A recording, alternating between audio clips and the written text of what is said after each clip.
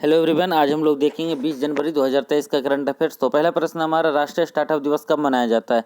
तो ये 16 जनवरी को मनाया जाता है, क्योंकि भारत सरकार ने स्टार्टअप इंडिया की शुरुआत 16 जनवरी 2016 को ही किया था। तो इसलिए पिछले साल 2022 में भारत सरकार ने 16 जनवरी को राष्ट्रीय स्टार्टअप दिवस घोषित किया है।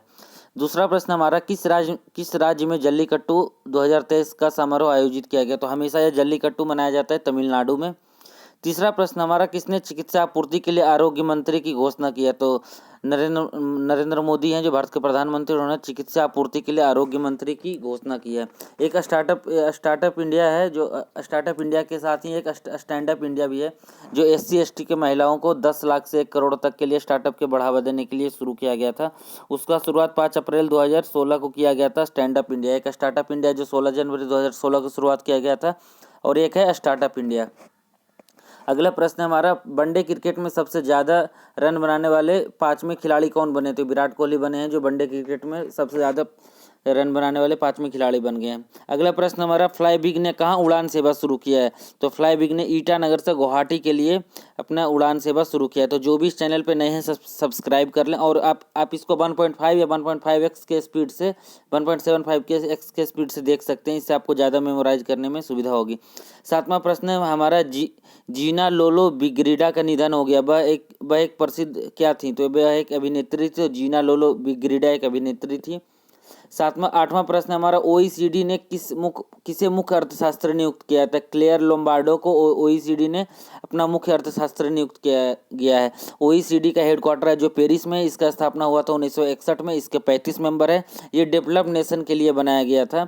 तो OECD के जो चीफ इकोनॉमिस्ट हैं या चीफ अर्थशास्त्री हैं, वो क्लेयर लोम्बार्डो हैं। नौवां प्रश्न हमारा, किस फिल्म ने इंटरनेशनल प्रेस अकादमी पुरस्कार जीता है? तो छेलो सो ने इंटरनेशनल प्रेस अकादमी पुरस्कार जीता है। 10वां प्रश्न है हमारा, गोल्डन पीकॉक CSR अवार्ड किसने जीता है? तो जिंदल स्टील ने गोल्डन पीकॉक CSR अवार्ड जीता है। 11वां प्रश्न है हमारा, जेफ बेक का निधन हो गया। वह प्रसिद्ध क्या थे? तो वह गिटार वादक थे, गिटारिस्ट थे। अगले हमारा, साल 2022 में किस देश के साथ भारत का व्यापार पहली बार 100 अरब डॉलर के पार पहुंच गया? तो चीन के साथ भारत का व्यापार है जो लगभग अभी 135 बिलियन डॉलर हो गया है, जिसमें भारत का व्यापार घाटा है जो 100 अरब डॉलर के ज़्यादा का है। अब भारत 35 बिलियन डॉलर का निर्यात करता है, 100 अरब डॉलर का आयात करता है। अगला प्रश्न हमारा, स्पेनिश सुपर कप का खिताब किसने जीता है? तो स्पेनिश सुपर कप का खिताब बार्सिलोना ने जीता है। अगला है कि ग्लोबल रिस्क रिपोर्ट किसके द्वारा जारी किया जाता है? तो ग्लोबल रिस्क रिपोर्ट जारी किया जाता है वर्ल्ड इकोनॉमिक फोरम के द्वारा। अब हम लोग देखते हैं वन लाइनर करंट अफेयर्स, जो पिछले 3-4 दिनों के मिलाकर बनाया गया है, कि रूस है जो भारत का चौथा सबसे बड़ा व्यापारिक भागीदार बन गया है। रूस क्या है जो भारत का चौथा अभी सबसे बड़ा व्यापारिक भागीदार बन गया। पहला है चाइना, दूसरा है USA, तीसरा है UAE, चौथा हमारा रसिया। तो भारत है जो चौथा है, पहला है कौन?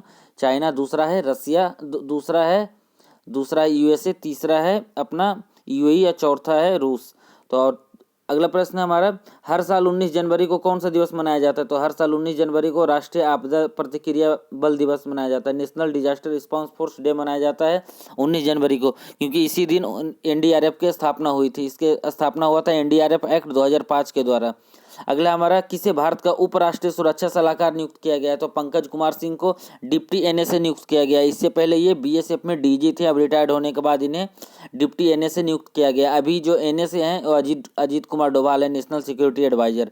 अगले हमारा, शुभमन गिल वनडे में दोहरा शतक लगाने वाले भारत के कौन से बल्लेबाज बन गए हैं? तो ये 5वें बल्लेबाज बन गए हैं जो भारत के लिए दोहरा शतक लगाने वाले बन गए हैं। अगले हमारे, गोएन जुआन फुक किस देश के राष्ट्रपति हैं? भ्रष्टाचार के विरोधी अभियान के लिए उन्हें इस्तीफा देना पड़ा है। तो ये हैं वियतनाम के राष्ट्रपति गोएन जुआन फुक, जिन्हें भ्रष्टाचार के आरोप के कारण अपने पद से इस्तीफा देना पड़ा है। अगला हमारा, PM मोदी ने किस शहर में सांसद खेल महाकुंभ के दूसरे चरण का उद्घाटन किया है? तो सांसद खेल महाकुंभ 2023 का उद्घाटन किया गया बस्ती, उत्तर प्रदेश में। अगला है हमारा, AK-203 असॉल्ट राइफल है, इसका फैक्ट्री लगाया जा रहा है कोरेबा, UP में। अगला हमारा, किस संस्था ने हाल ही में ग्रामीण स्वास्थ्य सांख्यिकी रिपोर्ट जारी की है? तो ग्रामीण स्वास्थ्य सांख्यिकी रिपोर्ट जारी किया है स्वास्थ्य और परिवार कल्याण मंत्रालय। इनके मंत्री हैं मनसुख मांडविया। अगले हमारा, भारत की G20 अध्यक्षता के तहत पहली हेल्थ वर्किंग ग्रुप मीटिंग का आयोजन किस शहर में किया जा रहा है? तो इसके मीटिंग किया जा रहा है हेल्थ वर्किंग से रिलेटेड तिरुवनंतपुरम में। और जो जो G20 थिंक मीटिंग हो रही है वो भोपाल में हो रही है। जो इसकी फाइनल मीटिंग होगी G23 की, ये होगी सितंबर में न्यू दिल्ली में प्रगति मैदान में होगी।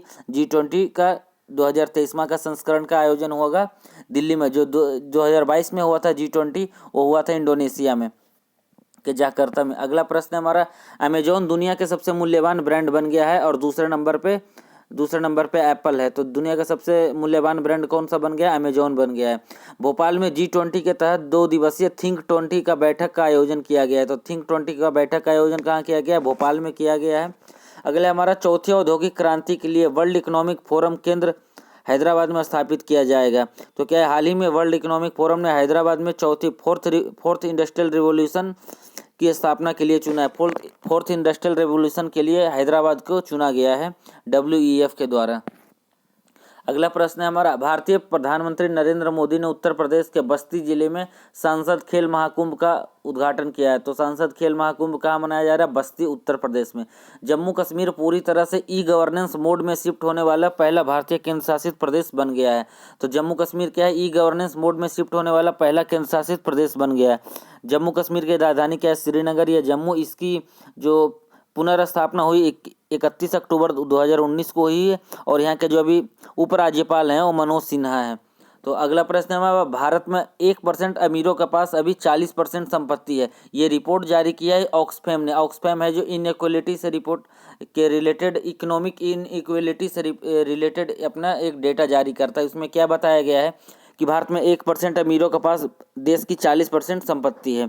अगला है हमारा, tech startup firm IG drones के द्वारा भारत के पहले 5G सक्षम ड्रोन को विकसित किया गया है। तो भारत के पहले 5G सक्षम ड्रोन विकसित किया गया IG ड्रोन के द्वारा। ये इंपॉर्टेंट है कि हमारा संसद खेल महाकुंभ कहाँ हो रहा है? बस्ती, उत्तर प्रदेश में हो रहा है। और चौथी औद्योगिक क्रांति के लिए WEF केंद्र का स्थापना किया जाएगा, हैदराबाद में किया जाएगा।